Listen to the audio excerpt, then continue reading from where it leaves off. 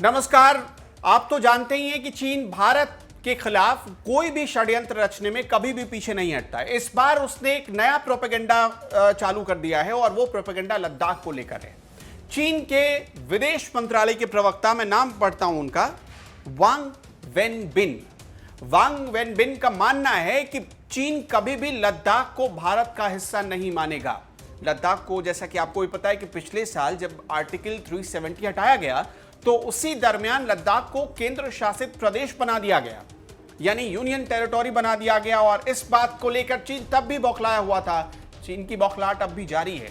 वो कहता है कि हम लद्दाख को भारत का केंद्र शासित प्रदेश नहीं मानेंगे। वान वेंगबिंग ने बाकायदा ये बयान दिया है। आपको और बड़ी बात बताते हैं, चीन अब क्या कर रहा है कि लद्दाख के इलाके में, लद्दाख से सटे हुए तमाम इलाकों में अपने एडवांस वेपन के साथ अपने सैनिकों को लैस करते हुए उन्हें उतार रहा है ताकि वो लद्दाख पर अटैक कर सके। लद्दाख पर हमला करने की फिराक में है चीन। जी हां, लेकिन अब भारत ने इसकी काट ढूंढ निकाली है। भारत ने क्या काट ढूंढ निकाली है?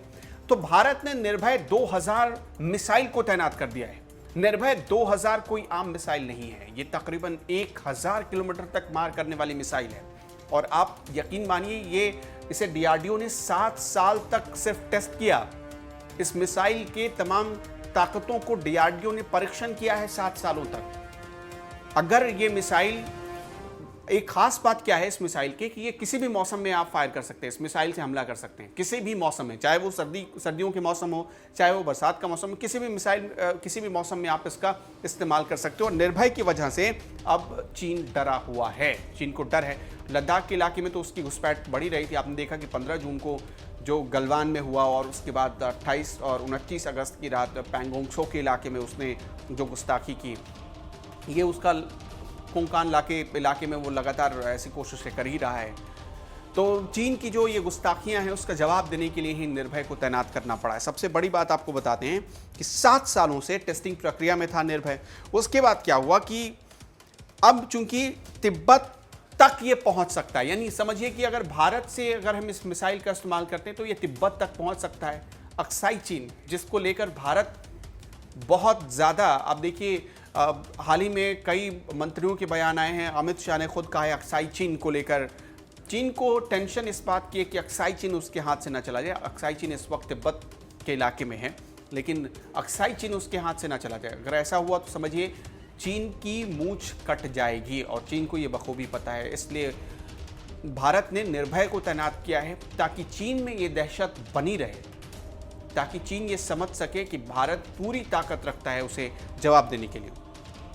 विदेश मंत्री एस जयशंकर ने बयान दिया है कि भारत अपने सशस्त्र बलों और उनकी क्षमता पर, गौर करिएगा, रक्षा मंत्री, विदेश मंत्री का यह बयान, भारत अपने सशस्त्र बलों और उनकी क्षमता पर विश्वास करता है। उन्होंने कहा है, दरअसल वो एक टीवी चैनल को इंटरव्यू दे रहे थे और उसमें उन्होंने कहा कि चीनियों से बातचीत में सैन्य कमांडर और कूटनीतिक माध्यमों का पूरा सहारा लिया।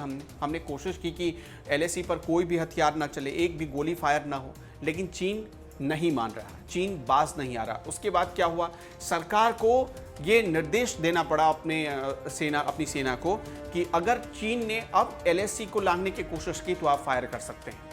सरकार ने खुली छूट दे दी। इसका मतलब ये कि चीन को उसी की भाषा में अब जवाब देने की छूट मिल गई है और निर्भय की तैनाती इसी की तरफ इशारा करती है।